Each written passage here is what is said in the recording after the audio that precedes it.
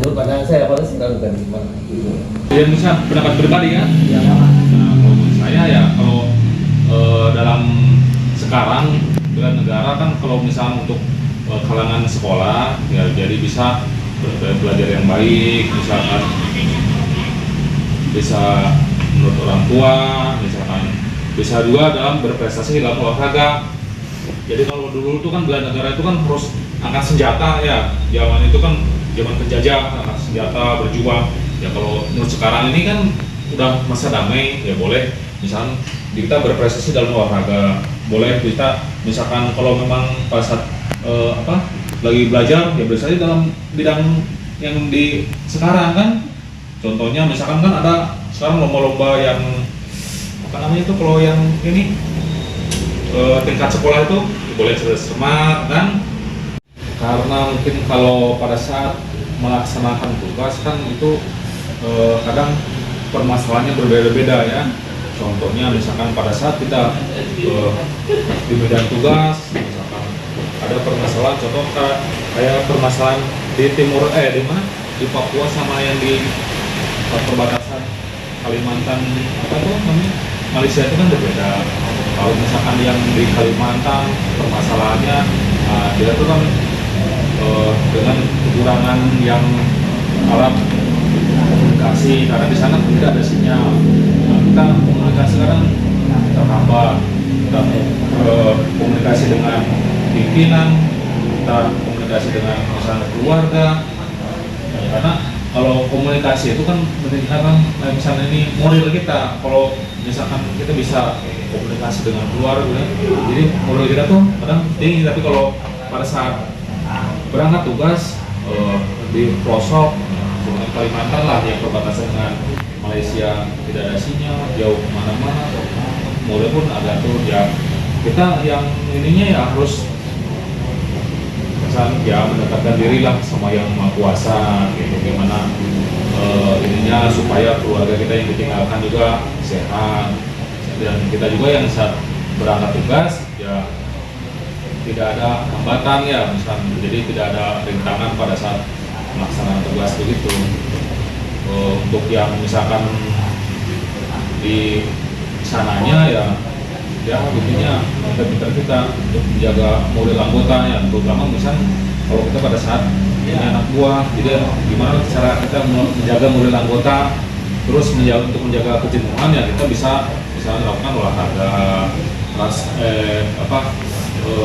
beribadah, misalnya contohnya pada saat malam Jumat kita laksanakan yasinan. Nah, jadi supaya misalkan moral kita anggota kita terjaga dan badan kita juga sehat, kemudian keimanan kita tetap bertambah. Bagaimana cara Bapak yang paling menyenangkan selama Bapak menjalankan tugas? Yang paling menyenangkan ya kalau sebenarnya banyak ya kalau jadi tentara, karena saya jadi tentara itu kan udah cita-cita saya dari sejak kecil ya. Di sejak kecil tuh saya pengen kalau dulu kan kalau di ininya kan ABRI ya, pengen jadi ABRI katanya,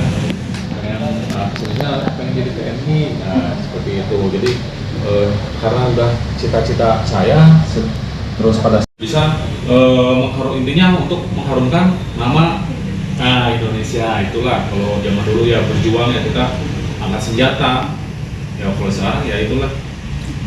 Terus gimana? Bagaimana cara Bapak membela negara sesuai dengan profesi Bapak? Kalau sesuai dengan profesi saya kan saya ini seorang TNI, berarti berjuangnya mungkin beda dengan adik-adik saya ini kan. Kalau saya kan misalnya sekarang contohnya ada konflik yang sekarang lagi menonjol di ini kan di mana Papua. Nah, gimana kita cara mempertahankan supaya Papua itu tidak lepas dari negara Indonesia. Jadi jangan sampai misalnya Papua contohnya seperti yang di Timur Leste. Timur Leste kan dulu kan Timur Timur, sekarang Timur Leste sudah bisa. Nah, kita berjuangnya di situ. Kita jadi tidak ada tanah sejengkal pun yang harus misalnya dilepas dari wilayah kesatuan negara Indonesia ini. Kalau TNI ya bisa kan kalau yang ada jaga perbatasan. Nah, kita terus kalau sekarang di Papua ada terdapat kelompok-kelompok separatis. Nah, kita menjaga supaya tidak memberontak, misalkan ingin memisahkan diri dari wilayah kita. Jadi kita harus dirangkul boleh kan, misalkan mau diberantas boleh. Jadi banyak metode-metode yang kita harus laksanakan. Misalnya kalau tidak bisa dengan secara lembut, misalnya dengan pendekatan secara terus ya boleh bisa kita tangani yang separatis itu. Nah itu kalau sesuai dengan posisi saya. Apa saja tantangan atau hambatan Bapak dalam melaksanakan proses bela negara sesuai profesi? Kalau tantangan yang ada di TNI ya mungkin apalagi kalau sudah berkeluarga, mungkin pada saat ada penugasan contohnya ke Papua, terus penugasan ke Aceh, Kalimantan, ya mungkin karena peninggalkan keluarga ya, karena pada saat kita berangkat tugas itu kan tidak saat sebulan 2 bulan, kadang yang berapa setahun. Nah, tadinya kita meninggalkan anak istri aja itu.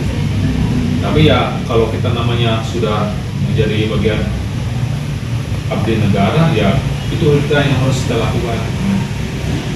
Bagaimana cara Bapak menghadapi atau menyelesaikan permasalahan yang timbul selama melaksanakan bela negara? Menghadapi masalah yang timbul, karena mungkin kalau pada saat melaksanakan terus itu mungkin menjadi kebanggaan saya sudah cukup berterima kasih. Jadi cita-cita saya sudah tercapai ya, walaupun misalkan saya masuk dari Tamtama ya, kalau Tamtama itu di tentara kan yang paling rendah ya, golongan yang paling rendah, tapi ya alhamdulillah saya sudah mencapai cita saya menjadi orang TNI. Apa hal yang paling menyedihkan selama Bapak menjalankan profesi? Yang paling menyedihkan ya pada saat kita berangkat tugas saja. Contohnya pada saat kita berangkat ke penugasan kan kita tentunya kalau yang sudah berkeluarga kan meninggalkan anak istri. Pada saat kita di medan tugas, nah, misalkan ada keluarga kita misalnya ada yang sakit, nah itulah mungkin kita nggak bisa dibohongi ya, walaupun misalkan kita seorang tentara, tapi kan kita juga sama manusia ya. Jadi ada hal-hal yang memang bisa menyentuh hati lah, jadi hal yang menjadikan itu aja. Kalau pas saat berangkat tugas ya kita harus meninggalkan anak istri ya, di saat itu terlebih mungkin pada saat itu di medan tugas misalnya ada keluarga yang sakit atau keluarga yang meninggal, itu aja. Sedangkan kita kan nggak bisa pulang, harus tuntaskan dulu tugas itu. Nah itu aja. Bagaimana cara Bapak mencintai profesi yang dijalani? Mencintai profesi itu kita intinya bersyukur. Jadi apa yang sudah kita dapatkan ya disyukuri. Jadi oh berarti inilah yang Tuhan kasih kepada saya gitu ya. Selain cita-cita saya memang pengen jadi seorang TNI, nah sananya bersyukur.